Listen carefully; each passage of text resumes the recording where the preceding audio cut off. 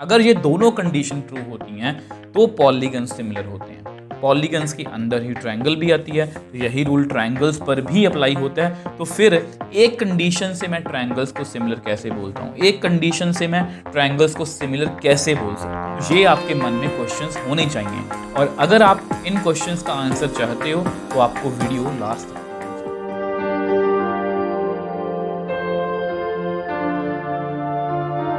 Hello students, कैसे हो आप सब। उम्मीद करता हूँ आप और आपकी जो स्टडी है वो बहुत अच्छी चल रही है। आज की वीडियो में हम ट्रायंगल्स के अंदर एक्सरसाइज जो 6.3 है उसकी हम इंट्रोडक्शन करने वाले हैं, मतलब इसका हम आज बेसिक जो है वो समझने वाले हैं। तो अभी तक हमने इस चैप्टर में क्या किया है, अगर मैं आपको दिखाना चाहूँ, आपको बताइए इस चैप्टर का रोड मैप है। ये इस चैप्टर की स्टार्टिंग से ही मैंने आपको बताया था कि सबसे पहले हमने इसमें कंसेप्ट ऑफ सिमिलैरिटी पढ़ा था, उसके बाद सिमिलैरिटी ऑफ ट्रायंगल्स खास करके पढ़ा था, जिसमें हमने दो थ्योरम्स को कवर किया था। बहुत इंपॉर्टेंट थ्योरम्स थी दोनों, बीपीटी और बीपीटी का कन्वर्स, उसके बेस्ड क्वेश्चन। ये दोनों थ्योरम्स बहुत इंपॉर्टेंट है, इनको मैंने आपको सिर्फ समझाया नहीं है, मैंने इनको आपको फील करवाने की कोशिश की है। तो ये 6.2 का काम था। अब आज की जो वीडियो है इसमें हम mainly criteria for similarity of triangles मतलब एक्सरसाइज 6.3 को डिस्कस करने वाले हैं। और अगर आपके पास, वैसे तो आपको पहले पता ही होगा, अगर आपके पास नई एनसीईआरटी है तो ये आपकी लास्ट एक्सरसाइज है, पर अगर आपके पास पुरानी एनसीईआरटी है तो आपको फिर से बता देता हूँ, पहले भी बताया था कि ये जो पुरानी एनसीईआरटी है 6.4, 6.5, 6.6 वो सभी डिलीटेड हैं। 6.3 हमारी लास्ट एक्सरसाइज है। तो यहाँ पर अगर मैं आपको थोड़ा सा बताना चाहूँ कि हमने अभी तक क्या किया है, क्योंकि ना ये सब चीज़ों की हमें जरूरत रहेगी। पॉलीगन्स पढ़ा था, concept of similarity in polygons, congruency और सिमिलरिटी के बारे में डिफरेंस भी जो है वो हमने पढ़े थे।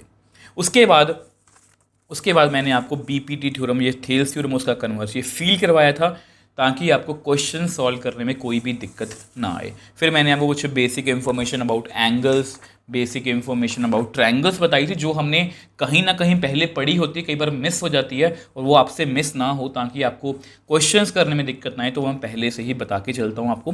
ये सब कुछ इसलिए बता रहा हूँ क्योंकि आज की वीडियो में जो हम करने वाले हैं उसके लिए इन सब चीज़ों की ज़रूरत आपको, इन सब चीज़ों की नॉलेज आपको होनी चाहिए। इन सभी वीडियोस का लिंक आपको नीचे डिस्क्रिप्शन बॉक्स में मिल जाएगा। तो एक अच्छे मन से, एक पॉजिटिव मन से आज की वीडियो को शुरू कर। अब देखो, जैसा कि मैंने आपको बताया कि आज की वीडियो में हम criteria for similarity of triangles पढ़ने वाले हैं। तो इसमें बेसिकली तीन तरह के मेथड बोल सकते हो, तीन तरह के रूल बोल सकते हो, तीन तरह के क्राइटेरिया बोल सकते हो सिमिलर ट्रायंगल्स को सिमिलर करने के। तो सबसे पहला है ए क्राइटेरिया, मतलब एंगल एंगल एंगल। ठीक है, तो ये पहला क्राइटेरिया, और उसके अंदर एक सब कैटेगरी है ए, मतलब दो एंगल अगर मतलब कि इक्वल हों तो भी हम ट्रायंगल्स को जो है सिमिलर बोल सकते हैं। ये क्राइटेरिया काम कैसे करे उसके बारे में बाद में बात करेंगे। अब सेकंड है हमारा एस, मतलब साइड साइड साइड। अब सेम जो रूल है ये कॉन्ग्रुएंसी में भी थे, जो हमने क्लास 9th में पढ़े थे, बट ये थोड़ा सा डिफरेंट है। वहाँ पर क्या था, तीनों साइड्स इक्वल होनी चाहिए, यहाँ पर ऐसा नहीं है। यहाँ पर तीनों साइड्स की जो रेशो है वो सेम होनी चाहिए, तब भी हम ट्रायंगल्स को जो है वो सिमिलर बोल सकते हैं। अब थर्ड है एस, मतलब साइड एंगल साइड, मतलब अगर दो साइड्स की रेशियो सेम है और उनके बीच का एंगल जो है अगर वो मतलब कि इक्वल है तो हम ट्रायंगल्स को सिमिलर बोल सकते हैं। ध्यान से मेरी बात सुनना, एंगल जो है वो बीच का होना चाहिए। मैं आपको थोड़ा सा समझाने की कोशिश करता हूँ। अब ये दो ट्रायंगल्स हैं, अगर ए एंगल पी एंगल की इक्वल हो जाए, बी एंगल क्यू एंगल की इक्वल हो जाए, सी एंगल आर एंगल की इक्वल हो जाए, तो ट्रिपल ए से मैं इन ट्रायंगल्स को क्या बोल सकता हूँ, सिमिलर। अब उसके बाद ये, इसको मैं बाद में जाके समझाऊंगा आपको इसका मतलब क्या है। एस, अगर ए बी और इधर कौन सी साइड है, पी क्यू, अगर ए सी मैं लूँ उधर कौन सी साइड है, पी आर, अगर मैं बी सी साइड लूँ तो नीचे कौन सी है, अगर ये रेशो भी सेम हो जाए तो एस से भी ये ट्रायंगल्स जो हैं ये सिमिलर हो सकती हैं। और तीसरी कंडीशन क्या है, मान लो मैं A B by P Q ले लेता हूँ, ठीक है, और A C by P R ले लेता हूँ।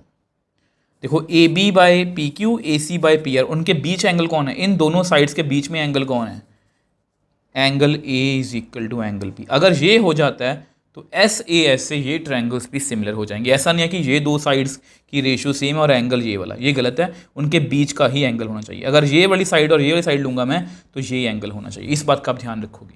चलो, ये तो बात की बात है। अब जिन बच्चों ने क्रैमिंग सिर्फ करना है, जिन बच्चों ने सिर्फ क्रैमिंग करनी है, वो यहाँ से ये रूल सीखेंगे, वीडियो को अभी छोड़ के जाएंगे और क्वेश्चन प्रैक्टिस करने बैठेंगे, होगा क्या, कुछ क्वेश्चन सॉल्व हो जाएंगे, कुछ क्वेश्चन सॉल्व नहीं होंगे, और फिर लास्ट में उनका यही आंसर होगा कि सर ये एक्सरसाइज है, ये चैप्टर जो है ये मुश्किल है, क्योंकि हमने अच्छे से समझा ही नहीं इसको, हमने कभी कोशिश भी नहीं की इसको अच्छे से समझने की। क्योंकि अगर आपको पता है, देखो जिन बच्चों ने मेरे को स्टार्टिंग से फॉलो किया और जिन बच्चों को लगता है, जिन बच्चों मतलब लेक्चर को अच्छे से सुना ना, तो उनको पता है कि सर आप बोल रहे हो कि अगर तीनों एंगल सेम हो जाए और साइड्स की रेशियो तो भी ट्रायंगल सिमिलर हैं, और आप बोल रहे हो कि अगर साइड्स की रेशियो सेम हो जाए तो भी ट्रायंगल सिमिलर हैं। तो आपने हमें 6.1 में फिर गलत सिखाया था, आपने हमें 6.1 में सिखाया था concept of similarity in polygons. अगर कॉरस्पॉन्डिंग एंगल्स सेम है और अगर उनकी कॉरस्पॉन्डिंग साइड्स की रेशियो सेम है, अगर ये दोनों कंडीशन ट्रू होती हैं तो पॉलीगन्स सिमिलर होते हैं। पॉलीगन्स के अंदर ही ट्रायंगल भी आती है, तो यही रूल ट्रायंगल्स पर भी अप्लाई होता है। तो फिर एक कंडीशन से मैं ट्रायंगल्स को सिमिलर कैसे बोलता हूँ, एक कंडीशन से मैं ट्रायंगल्स को सिमिलर कैसे बोल सकता हूँ। तो अगर आपने लेक्चर को ध्यान से सुना ना, तो ये आपके मन में क्वेश्चंस होने चाहिए, और अगर आप इन क्वेश्चंस का आंसर चाहते हो तो आपको वीडियो लास्ट तक दिखनी चाहिए। ऐसा मैं क्यों बोल रहा हूँ, देखो मैं ये सब बातें आपसे पहले ही कर चुका हूँ। मैं हमेशा बोलता हूँ, मैं चैप्टर पर पूरा एक पहले काम करता हूँ कि चैप्टर में हमें किस किस चीज़ की ज़रूरत रहेगी, क्या क्या मुझे कंसेप्ट आपको बताने पड़ेंगे या बताने चाहिए। तो यहाँ पर आप एक वीडियो देख रहे हो, ध्यान से सुनना उसको, बट मैं आपको एक कहानी की तरह बताऊँगा कि इस थ्योरम की हमें ज़रूरत क्यों है, और इस थ्योरम से सिमिलैरिटी के कंसेप्ट में क्या चेंज आया। देखो ये वही थ्योरम है, ये थेल्स नाम के एक मैथमेटिशियन थे जिन्होंने ये थ्योरम दी थी, जिसको हम थेल्स थ्योरम भी बोलते हैं। इस थ्योरम के बाद सिमिलैरिटी ऑफ ट्रायंगल्स में काफ़ी चेंजेस आए थे। ये थी 6.2 की वीडियो, आपने आई होप वीडियो को ध्यान से सुना है। ये थी 6.2 की इंट्रो वाली वीडियो, जिसमें मैंने आपको ये बताया था वैसे तो सिमिलैरिटी के लिए दो कंडीशंस होती हैं, बट थेल्स थ्योरम के आने के बाद या उसका कन्वर्स आने के बाद हम सिर्फ एंगल से भी ट्रायंगल्स को सिमिलर कर सकते हैं, सिर्फ साइड से भी कर सकते हैं, और इससे भी कर सकते हैं। तो इसलिए बोलता हूं कि हमेशा बेसिक क्लियर रखो। तो जो बच्चे इस लेवल पर सीखेंगे ना, उनको आगे जाके कोई दिक्कत नहीं आने वाली, लिखवा लो मेरे से। तो बेसिकली ये 3 क्राइटेरियस हैं और तीनों के लिए मतलब एक अलग अलग थ्योरम है, इसके लिए अलग है, इसके लिए अलग है, इसके लिए अलग है। आप चाहो तो थ्योरम्स के रिजल्ट को रट्टे मार लो, क्वेश्चंस करने बैठ जाओ। आप चाहो तो थ्योरम्स का प्रूफ सीख लो, और अगर आपने थ्योरम का बेसिक एक बार सीख लिया, थ्योरम का प्रूफ एक बार सीख लिया, तो बिलीव मी एक भी क्वेश्चन में आपको दिक्कत नहीं आएगी। तो आज की वीडियो में हम 6.3 जो आपकी थ्योरम है, ट्रिपल ए सिमिलैरिटी का जो मतलब कि थ्योरम है, वो ट्रिपल ए वाला क्राइटेरिया वाली थ्योरम बोलते हैं, उसका मैं आपको प्रूफ देने वाला हूँ।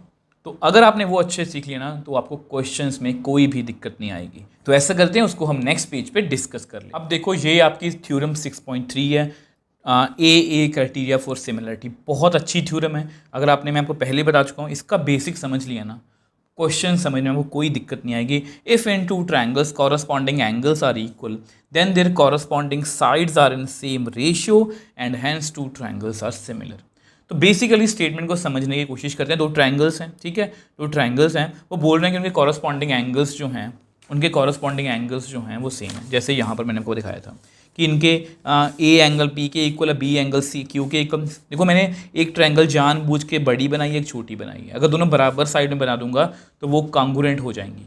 आपको पता है सेम शेप और सेम साइज़ होगा तो कॉन्ग्रुएंट हो सकती हैं। तो यहाँ पर मैंने वो क्या बताया कि मान लो एक का साइज़ बड़ा है, मान लो इसका साइज़ बड़ा है, तो एंगल ए इसके इक्वल है, बी एंगल इसके इक्वल है, सी एंगल इसके इक्वल है। तो आपको पता है सिमिलैरिटी के लिए दो कंडीशंस होनी चाहिए। अभी तक हमने क्या सीखा था कि सिमिलैरिटी के लिए दो कंडीशंस होती हैं कि अगर कॉरस्पॉन्डिंग एंगल सेम हो जाएं और कॉरस्पॉन्डिंग साइड्स की रेशियो सेम आ जाए तो किसी भी पॉलीगन को हम सिमिलर बोल सकते हैं। तो यहाँ पर वो हमें ये बोल रहे हैं कि अगर उनके कॉरस्पॉन्डिंग एंगल्स इक्वल हैं तो कॉरस्पॉन्डिंग साइड्स जो हैं वो सेम रेशियो में हो जाएंगी और हम बोल देंगे वो ट्रायंगल क्या है, सिमिलर। ये हमारी थ्योरम है, तो इसको प्रूफ कैसे करना है। तो सबसे पहले ऐसा करते हैं, यहाँ पर मैं आपको डायग्राम जो है वो बना के दिखा देता हूँ। अब देखो ये मैंने आपके सामने दो ट्रायंगल्स बनाई हैं, ठीक है। ये जानबूझ के मैंने एक साइज़ छोटा है, एक साइज़ बड़ा है, ठीक है। अब आपको पता है हमने क्वेश्चंस भी ऐसे बहुत से किए हैं। सबसे पहले हम गिवन लिखते हैं। गिवन हमारा क्या होता है, अगर आप मेरे से पढ़े हो आपको पता है ये गाइड है। अब गाइड हमारा क्या कहता है कि triangle A B C given है and triangle D E F given है। और हमें क्या गिवन है कि corresponding angle should be same, मतलब ऊपर वाला एंगल ऊपर वाले एंगल के इक्वल है, लेफ्ट वाला एंगल लेफ्ट वाले एंगल के इक्वल है, और राइट वाला एंगल राइट वाले एंगल के इक्वल है। तो ये हमें गिवन है। अब इसके बाद हमें लिखना होता है टू प्रूव। टू प्रूव का मतलब क्या होता है आप मेरे को बताओ। टू प्रूव का मतलब होता है हमारी मंजिल। तो हमारी मंजिल क्या है, hence two triangles are similar then their corresponding sides are in same ratio. Corresponding sides जो हैं वो सेम रेशियो में होनी चाहिए। इसको मैं थोड़ा सा आपको और अच्छे से दिखा देता हूँ। अगर हम लेफ़्ट वाली मतलब कि आर्म पकड़ लें इसकी, और यहाँ पर भी लेफ़्ट वाली पकड़ेंगे, और अगर हम राइट वाली पकड़ लें तो यहाँ पर भी राइट वाली, और अगर हम नीचे वाली पकड़ लें तो यहाँ पर भी नीचे वाली। और आपको ये पता ही है कि अगर कॉरस्पॉन्डिंग एंगल सेम है, कॉरस्पॉन्डिंग साइड्स की रेशियो सेम है, तो ट्रायंगल तो सिमिलर होगी। मतलब यहाँ पर हमें एक कंडीशन के बिहाफ पर करना है, जैसा कि मैंने और यहाँ पर कौन हेल्प करेगा, यस वो थेल्स मैथमेटिशियंस हमारी जो हैं वो हेल्प करेंगे, मतलब थेल्स थ्योरम जो है वो हमारी हेल्प करेगी। अब इसके बाद देखो, इसको प्रूव करने के लिए हमें थोड़ी सी कंस्ट्रक्शन करनी पड़ेगी। तो हमें कंस्ट्रक्शन किस तरह से करनी है आपको लिख के दिखाता हूँ। अब देखो ये हमारी कंस्ट्रक्शन है कि मैंने ना पी पॉइंट लिया कुछ इस तरह से कि डी पी की जो लेंथ है ना वो ए बी के बराबर आ जाए, डी क्यू की लेंथ जो है वो ए सी के बराबर आ जाए, और पी और क्यू को मैंने ज्वाइन कर लिया। तो ये अभी तक हमने क्या किया, गिवन, टू प्रूफ और कंस्ट्रक्शन। तो अब प्रूफ में हम क्या करेंगे, तो देखो मुझे करना क्या है। तो सबसे पहले ऐसा करते हैं, ट्रायंगल ए बी सी, और ये जो छोटी ट्रायंगल है ना वो ले लेते हैं। छोटी ट्रायंगल का क्या नेम है, डी पी क्यू। अब देखो इसका मुझे करना क्या है, बेसिकली ना मुझे ये जो साइड है ना मैं इसके पैरेलल करना चाहता हूँ। अगर ये इसके पैरेलल हो गई तो यहाँ पर मैं थेल्स थ्योरम का यूज़ जो है वो कर सकता हूँ। वो कैसे करेंगे, अब आपको पता है ये ए बी सी ट्रायंगल है, ये डी पी क्यू एंगल है, मतलब ट्रायंगल है। तो आपको पता है ए एंगल जो है वो डी एंगल के इक्वल है, गिवन। ये हमें गिवन है कि ये वाला एंगल ये एंगल के इक्वल है, ये गिवन है, आपके सामने है। अब A B is equal to D P और A C is equal to D Q. ये कहाँ से लिखा, बाय कंस्ट्रक्शन। तो कंस्ट्रक्शन से मैंने जो है ये मतलब कि लिख लिया कि ये साइड्स इनके इक्वल हैं। तो बाय एस ए एस, मतलब दो साइड्स हैं और उनके बीच में एंगल। देखो यहाँ पर मैंने आपको बताया था वीडियो के स्टार्टिंग में, सिमिलैरिटी में भी ट्रायंगल को सिमिलर करने के रूल्स होते हैं, कॉन्ग्रुएंसी में भी रूल्स थे जो हमने 9th में पढ़ा था। तो वहाँ पर क्या था, यहाँ पर एस से एस और वहाँ पर एस से एस में फ़र्क है। यहाँ पर एस से एस का क्या मतलब कि फ़र्क है कि यहाँ पर जो है ये साइड्स बराबर हैं आपस में, वहाँ पर वो रेशो में उनकी रेशो सेम होती है, ठीक है, जो हम करने वाले आगे जाके। तो अगर एस से ए एस से क्या होगा, A B is equal to D P, A C is equal to D Q, और उनके बीच का एंगल सेम है। तो triangle A B C is congruent to triangle D P Q. तो अगर ये कॉन्ग्रुएंट होगी देन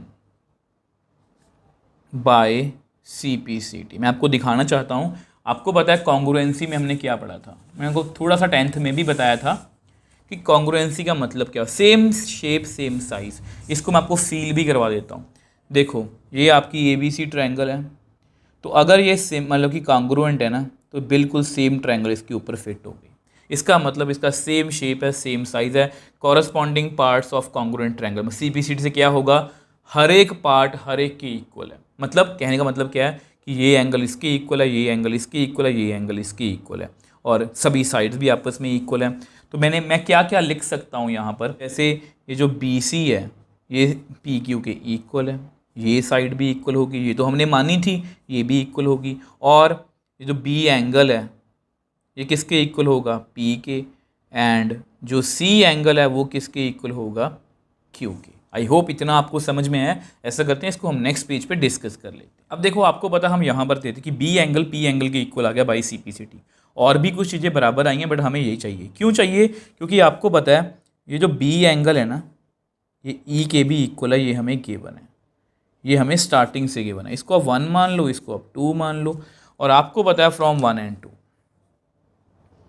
फ्रॉम 1 and 2। अब P एंगल भी B के इक्वल है, E एंगल भी B के इक्वल है। इसका मतलब P एंगल और E एंगल जो हैं ये आपस में इक्वल हैं। तो इसका में फ़ायदा क्या है, ध्यान से देखो इन दोनों एंगल्स को। ध्यान से देखो इन दोनों एंगल्स को कि अगर आप देख पा रहे हो ये कौन से एंगल्स हैं। मैं आपको दिखाने की कोशिश करता हूँ। पहले आपको बता देता हूँ कि मैंने आपको पहले ही बताया हुआ है। ये देखो मैंने आपको पहले ही बताया था some basic information about angles. तो अगर ये दो लाइंस आपस में पैरेलल हैं, ठीक है, अगर ये देखो दो लाइंस अगर आपस में पैरेलल हैं तो ये वाले एंगल्स जो हैं, मतलब एक अंदर है एक बाहर है, तो इसको हम कॉरस्पॉन्डिंग एंगल्स बोलते हैं। और ये वाइस वर्सा रिजल्ट होता है कि अगर ये कॉरस्पॉन्डिंग एंगल्स बराबर हैं तो ये मतलब कि लाइंस क्या हैं आपस में पैरेलल। तो अगर P और E आपस में इक्वल हैं, therefore PQ is parallel to EF। मतलब इसको इस तरह से हम लिख सकते हैं। मैं आपको थोड़ा सा फील करवाने की कोशिश करता हूँ। आप ध्यान से देखो, इसको मैं एक्सटेंड करता हूँ, इधर को इसको भी एक्सटेंड करता हूँ। अब ये लाइन जो है ये बीच में कट कर रही है, ठीक है। और अगर इसको आप F शेप में देखो, एक अंदर है एक बाहर है, तो अगर ये एंगल आपस में इक्वल है, इनको कॉरस्पॉन्डिंग एंगल्स बोलेंगे। इनको हम क्या बोलेंगे? Corresponding angles. और अगर कॉरस्पॉन्डिंग एंगल्स इक्वल हैं तो लाइंस क्या होंगी आपस में? पैरेलल। तो अगर ये पैरेलल हैं तो मैं मतलब कि आपको बताया, मैं आपको फिर दिखा देता हूँ कि अगर ये लाइंस आपस में पैरेलल हैं, अगर ये लाइन आपस में पैरेलल हैं, इनकी साइड्स की रेशियो जो है वो सेम है। देयरफॉर बाय थेल्स या बीपीटी थ्योरम हम ये बोल सकते हैं कि D by P E is equal to D Q by Q F.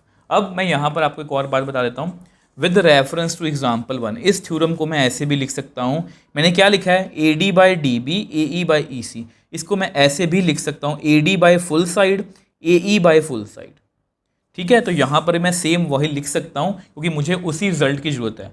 वो रिजल्ट की ज़रूरत मुझे क्यों है? क्योंकि मुझे डी ई साइड चाहिए, मुझे किसी भी तरह से ये डी ई साइड चाहिए, क्योंकि तभी मैं उनको आपस में, क्योंकि देखो बेसिकली टारगेट मेरा क्या है कि A B by D E की रेशियो सेम हो। तो अगर तो आपको वो रिजल्ट याद, आप डायरेक्टली भी लिख सकते हो। अगर आपको डायरेक्टली नहीं याद तो आप यहाँ पर एक स्टेप कर सकते हो। मैं क्या करने वाला हूँ? Reciprocal on both sides. Reciprocal क्यों किया ये आपको मैं बताता हूँ। रेसिप्रोकल ऑन बोथ साइड, उससे क्या होगा? P E by D P Q F by D Q. मैं दोनों तरफ उल्टा कर दिया, ठीक है। अब क्या करेंगे? Add 1 on both sides. तो दोनों तरफ 1 को ऐड कर देते हैं। अगर आपको ये बाई चांस स्टेप नहीं पता तो इस तरह से आप इसको अगर आपको ये रिजल्ट अगर भूल भी जाए तो इस तरह से आप जो है वो याद रख सकते हो, ठीक है। तो दोनों तरफ मैंने +1 कर दिया। अब उससे में फ़ायदा क्या है? इसको उधर ले जाओ तो ये बनेगा D P plus P E. Check करो, D P plus P E by D P. D Q ऊपर चला गया प्लस क्यू एफ नीचे कितना है? D Q, which implies D P plus P E को मैं बोल सकता हूँ D E by D P. अब इसको मैं बोल सकता हूँ D Q plus Q F को D F by D Q, ठीक है। तो ऐसा करते हैं, अगेन इसको फिर से सीधा कर देते हैं। Reciprocal again on both sides. तो reciprocal again on both sides. तो मेरे पास कितना आएगा? D P by D E is equal to D Q by D F, ठीक है। अब आपको पता है बट ये जो डी पी साइड है, ये डी पी साइड किसके इक्वल है? ए बी के। और डी क्यू साइड किसके इक्वल है? ए सी के। इसको मैं लिख सकता हूँ बाय कंस्ट्रक्शन, ठीक है, बाय कंस्ट्रक्शन। अब ऑलमोस्ट हमारी थ्योरम हो चुकी है, इसको नेक्स्ट पेज पे हम सॉल्व कर लेंगे। अब देखो हम यहाँ पर थे ना, तो देखो इसका फ़ायदा क्या है? डी पी बाई डी ई, ये फुल साइड मैंने ले ली। अब डी पी को मैं जानता हूँ वो ए बी के इक्वल है। D Q by D F, अब डी क्यू को मैं जानता हूँ वो ए सी के इक्वल है। तो विच एम्प्लाइज में वैल्यू फिल कर लेते हैं। डी पी की जगह पर आप ए बी लिख दो, A B by D E is equal to D Q किस कौन साइड है, A C by D F. अब देखो हमारा टारगेट क्या था, हमारा टारगेट था ये वाला, इसको मैं लिख के दिखा देता हूँ आपको कि A B by D E, A B by D E, A C by D F और B C by E F. अगर ये कॉरस्पॉन्डिंग साइड्स की रेशियो सेम हो जाए तो ट्रायंगल्स क्या हो जाएंगी, सिमिलर। अब हमारे पास दो आ गई, A B by D E, A C by D F. ठीक है, अब देखो, अब मैं आपको वैसे बता देता हूँ, सिमिलरली वी कैन प्रूव, इसको आप पेपर में भी ऐसे लिखोगे, इसको प्रूव नहीं करना। Similarly we can prove A C by D F is equal to B C by E F. तो करें, अगर किसी बच्चे के मन में क्यूरियोसिटी सर करेंगे कैसे, देखो इन्हीं ट्रायंगल्स के नेम चेंज कर दो आप, या टेढ़ा कर दो। जैसे ये सी ऊपर लिख लो, ए यहाँ पर, बी यहाँ पर। सेम वे से एफ ऊपर चला गया, डी नीचे आ जाएगा, ई यहाँ पर। अब यहाँ पर जब आप पार्टीशन करके सारा प्रोसीजर करोगे तो आपको ये वाली साइड्स जो हैं उनकी रेशियो जो है वो सेम आएगी। तो यहाँ से इसको आप नंबर दो थर्ड, इसको नंबर दो फोर्थ। तो यहाँ पर मैं लिख देता हूँ from 3 and 4। Third and fourth से हमें क्या मिलेगा, A B by D E is equal to A C by D F, और A C by D F किसके इक्वल है, P C by E F. तो ध्यान से देखो हमारी कॉरस्पॉन्डिंग रेशियोज, साइड्स की रेशियो जो है वो सेम आ गई, हमारे एंगल्स सेम थे, कॉरस्पॉन्डिंग साइड्स की रेशियोज जो हैं वो हमने सेम कर दी। Therefore both conditions of similarity are proved. Therefore triangle ABC is similar to triangle DEF। तो इस तरह से हमने इस थ्योरम को जो है वो प्रूव कर दिया। एक बार जल्दी से इसका रिकॉल करते हैं। अब देखो ये हमारी थ्योरम थी कि दो हमारी इनके कॉरस्पॉन्डिंग एंगल्स जो हैं वो सेम थे, हमें कॉरस्पॉन्डिंग साइड्स की रेशियो जो है वो सेम करनी थी। तो मैंने कंस्ट्रक्शन कर ली कि ये साइड इसके इक्वल है, ये साइड इसके इक्वल है। तो वहाँ से मुझे पता लग गया कि ऐसे ऐसे ये ट्रायंगल्स कॉन्ग्रुएंट हैं। और अगर ट्रायंगल्स कॉन्ग्रुएंट हैं, अगर ट्रायंगल्स जो हैं कॉन्ग्रुएंट हैं, तो आपको पता है सीपीसीटी का मतलब क्या होता है कि ये एक ट्रायंगल जो है ये इसके कॉन्ग्रुएंट है, सेम शेप सेम साइज, मतलब सब कुछ इक्वल है। बी सी इसके इक्वल है, ये एंगल इसके इक्वल है, ये एंगल इसके इक्वल है। अब एंगल इक्वल करने से क्या होगा कि ये एंगल पी एंगल के इक्वल है और ये एंगल पहले से ही ई एंगल के इक्वल गिवन है। तो वहाँ से मैंने ये निकाल लिया कि ये दोनों एंगल आपस में इक्वल है और ये कॉरस्पॉन्डिंग एंगल्स है। और अगर कॉरस्पॉन्डिंग एंगल्स इक्वल हैं तो ये साइड इस साइड के पैरेलल है। तो बस यहाँ पर थेल्स की एंट्री होती है। थेल्स थ्योरम क्या कहती है कि उनकी साइड्स की रेशियो जो है वो सेम है। इस स्टेप को कंप्लीटली आप स्किप कर सकते हो कि आप डायरेक्टली लिख सकते हो डी पी बाई डी ई बड़ी साइड।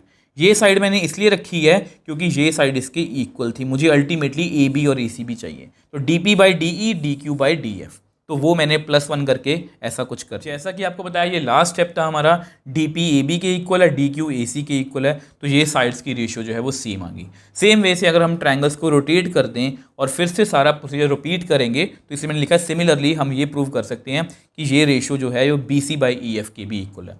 तो मतलब अगर 3 एंगल इक्वल हैं तो वहाँ से साइड्स की रेशियो भी हमारी जो है वो सेम आ गई। अगर साइड्स की रेशियो भी सेम आ गई मतलब ट्रायंगल्स जो हैं वो हमारी सिमिलर हैं। अब देखो इसके बाद इसका छोटा सा रिजल्ट डिस्कस करेंगे, वो भी बहुत इंपॉर्टेंट है, उसको हम ऐसा करते हैं नेक्स्ट पेज पे डिस्कस कर लेते हैं। अब देखो ये एक छोटा सा रिजल्ट है, ये एनसीईआरटी में भी गिवन है। If in any two triangles any two corresponding angles are equal then by A both triangles are similar. देखो हमने अभी तक क्या सीखा है कि अगर तीनों एंगल्स सेम है, दोनों दो ट्रायंगल्स के तीनों आपस में सभी कॉरस्पॉन्डिंग एंगल्स सेम है तो उनको हम सिमिलर बोल सकते हैं। और ये रूल क्या कहता है, अगर 2 एंगल सेम है तो भी चलेगा। अब ऐसा कैसे है मैं आपको फील करवाने की कोशिश करता हूँ। ये 2 ट्रायंगल्स मैंने लिखी हैं, अब ये एंगल इसके इक्वल है, ये एंगल इसके इक्वल है।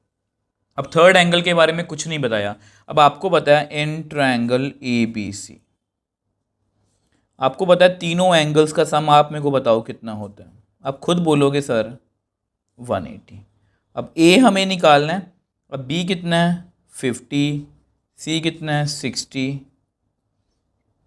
तो एंगल ए कितना आ गया 180 माइनस, इन दोनों को ऐड करेंगे तो 110 बनेगा, उसको माइनस करेंगे तो कितना आएगा 70। सेम वे से in triangle D E F, आप इसमें भी चेक कर लो, angle D plus angle E plus angle F is equal to 180। अब डी एंगल मुझे निकालना है, ये 50 है, ये 60 है। अब डी एंगल कितना आएगा 180 में से आप 110 माइनस कर दो तो 70 आएगा। तो देयरफॉर आपके सामने है ए एंगल और डी एंगल कितना हो गया 70 डिग्री, बी एंगल और ई एंगल आपस में कितने हैं 50 डिग्री, और सी एंगल और एफ एंगल कितने हैं आपस में 60 degree. Therefore by A rule triangle A B C similar to triangle D E F. अब लास्ट में आपको लिख के दिखा, अब देखो मैंने वही लिखा है कि जो मैंने यहाँ पर लिखा है इसको रिपीट किया है कि देखो आपके सामने दो एंगल सेम थे, तीसरा एंगल अपने आप इक्वल हो गया, क्योंकि तीनों एंगल्स का सम कितना होता है 180। तो मतलब जब भी दो एंगल इक्वल होंगे तो तीसरा एंगल मतलब इक्वल होना लाजमी है, ज़रूरी है। तो अगर ऐसा होगा तो उसको हम सिमिलर बोल सकते हैं। तो यानी कि ये भी एक रूल है ट्रिपल ए के अंदर कि अगर दो एंगल्स भी मतलब आपस में इक्वल हैं तो वहाँ से हम डायरेक्टली बोल सकते हैं कि bye A rule both triangles क्या हैं सिमिलर। अब लास्ट में मैं आपको एक इंपॉर्टेंट टिप देना चाहता हूँ जो आपको क्वेश्चन सॉल्व करने में काफ़ी हेल्प कर सकती है, वो भी मैं आपको लिख के दिखा देता हूँ। अब देखो ये मेरी तरफ से आपको एक टिप है, टिप फॉर क्वेश्चंस, कि अगर आप इस सिचुएशन में हो, देखो जैसे ये वाला एंगल 70 है, ये 50 है, ये 60 है, और यहाँ पर ये 60 है, ये 70 है, ये 50 है। अब ऐसा नहीं है कि आप इसको बिना देखे सोचे समझे ये बोल दो कि ये ट्रायंगल्स सिमिलर नहीं है। यहाँ पर ये ट्रायंगल्स जो हैं सिमिलर हैं। मैंने वो क्या बताया, इन सच सिचुएशन रोटेट दी ट्रायंगल को प्लीज़ एक बार रोटेट करके चेक कर लिया करो। तो अगर हम इस ट्रायंगल को रोटेट करेंगे तो ध्यान से देखो, ये 70 एंगल 70 के इक्वल आ गया, 50 एंगल 50 के इक्वल आ गया। इसको ऐसा करता हूँ, यहाँ पर दिखा देता हूँ, 70 एंगल 70 के, 50 एंगल 50 के, 60 एंगल 60 के। तो इस तरह से ये ट्रायंगल्स भी क्या हैं सिमिलर हैं। तो इन सब बातों का आप ध्यान रखोगे। कई बार ये सिचुएशन होती है और आप कंफ्यूज हो जाते हो कि ये कॉरस्पॉन्डिंग एंगल सेम नहीं है, तो रोटेट करके हम चेक कर सकते हैं कि ट्रायंगल सिमिलर हैं या नहीं। आई होप आज की वीडियो आपको अच्छे से क्लियर है। देखो इसमें मैंने आपको थ्योरम 6.3 बहुत अच्छे से समझाने की कोशिश की है, आपको फील करवाने की कोशिश की है, और मैं इस बात की गारंटी लेता हूँ कि अगर आप थ्योरम को सीख के क्वेश्चन को करने जाओगे ना तो आप क्वेश्चंस 100% सॉल्व करके आओगे। और अगर आप सिर्फ एक फॉर्मूला को क्रैम करोगे, ट्रिपल ए से ट्रायंगल्स कॉन्ग्रुएंट और सिमिलर हो जाती हैं, तो वहाँ पर ऑलमोस्ट 50% क्वेश्चंस आपके हो जाएंगे और 50% क्वेश्चंस गारंटी है वो नहीं होंगे। तो इसलिए इस बेसिक को, इस थ्योरम्स को आपने ध्यान से करना है। नेक्स्ट वीडियो में आपको 6.4 करवाऊंगा, वो भी बहुत इंपॉर्टेंट है। अगर आपको आज की वीडियो में कोई भी डाउट है आप मुझे नीचे कमेंट बॉक्स में लिख सकते हो, मुझे इंस्टाग्राम टेलीग्राम पर मैसेज भेज सकते हो, मैं आपका हमेशा रिप्लाई करता हूँ। अगर आपको वीडियो थोड़ी सी भी हेल्पफुल लगी है तो इसको अपने फ्रेंड्स के साथ, क्लासमेट्स के साथ शेयर कीजिए और इस चैनल को सब्सक्राइब कीजिए।